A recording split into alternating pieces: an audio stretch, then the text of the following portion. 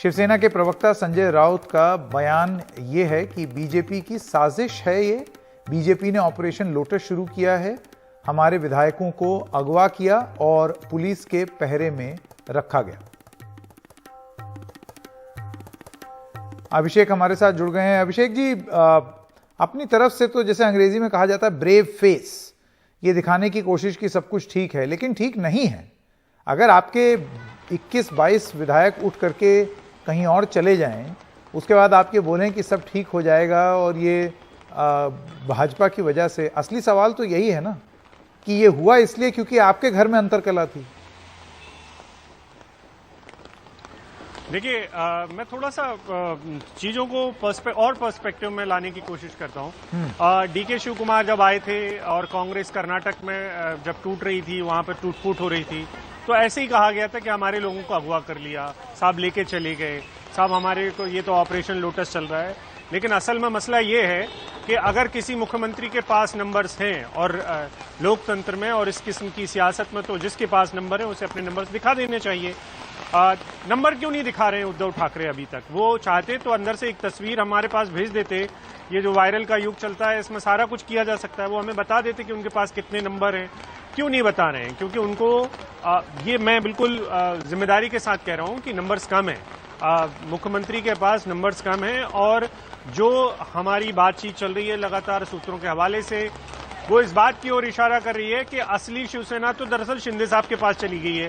तो अब आप कुछ भी करते रहिए, आप उनको हटाते रहिए गुट नेता के तौर पर, जहां पर वो यहाँ पे जिस भाषा का इस्तेमाल किया जाता है मराठी में, जैसे गट नेता कहा जाता है, यानी कि आप अपनी विधायक दल के नेता हैं, तो वो तब तमाम चीजें तो आपसे एक तरीके से आप कुछ भी कर लीजिए, उनके पास नंबर्स हैं और वो नंबर्स लेकर वो बहुत इत्मीनान के साथ बैठे हुए हैं। जो पहले नंबर्स आए थे संकेत, वो 22 का नंबर था, 21+1 मतलब एक इंडिपेंडेंट थे और 21 कुछ शिवसेना के थे। वो अब हमारा ये मानना है कि जिस तरीके के नंबर्स अभी हमें दिखाई दे रहे हैं, उसके बाद अलग थलग पड़ चुके हैं उद्धव ठाकरे अपनी ही पार्टी में। और देखिए, आप शरद पवार का बयान देखिए। शरद पवार किस बात की ओर इशारा कर रहे हैं कि हम तो साथ हैं, लेकिन साहब आप अपने घर के अंदर कुछ भी जो चल रहा है उसको सुधार लीजिए। संजय राउत की टोन पूरी चेंज हो चुकी है। वो इसके ऊपर बीजेपी को लेकर कह रहे हैं कि साहब बीजेपी ने सब कुछ किया जा रहा है। आप देखिए कि शरद पवार और कांग्रेस दोनों इसको शिवसेना का इंटरनल मैटर बता रहे हैं।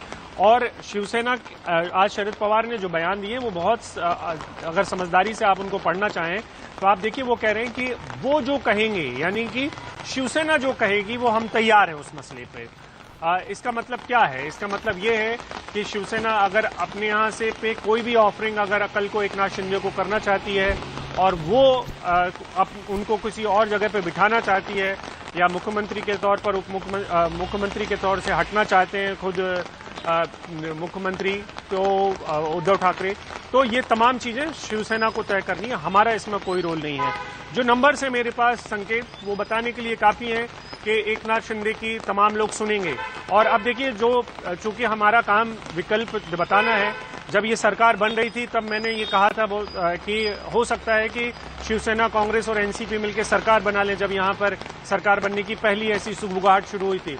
और अब मैं जिम्मेदारी के साथ कह रहा हूँ कि बहुत संभव है कि आपको एक नया समीकरण अब देखने को मिल जाए, जिसमें अगर शिंदे साहब ये तय करते हैं, एकनाथ शिंदे तय करते हैं कि वो अपनी बात पर कायम रहेंगे और उनके पास असली शिवसेना है और शिवसेना आधिकारिक तौर पर तोड़ने का वो ऐलान करते हैं, तो आप समझिए कि एक नया समीकरण बन सकता है।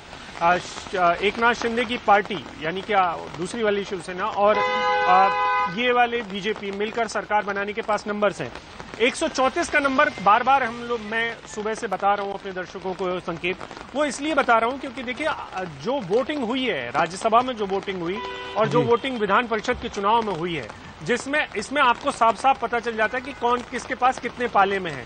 11 लोग पहली दफा में राज्यसभा में, 12 लोग माफ करिए, 12 विधायकों ने क्रॉस वोटिंग की थी जो शिवसेना के थे। इस बात को लेकर चुप्पी साधे रहे शिवसेना के लोग। ये पहली टूट के आसार थे।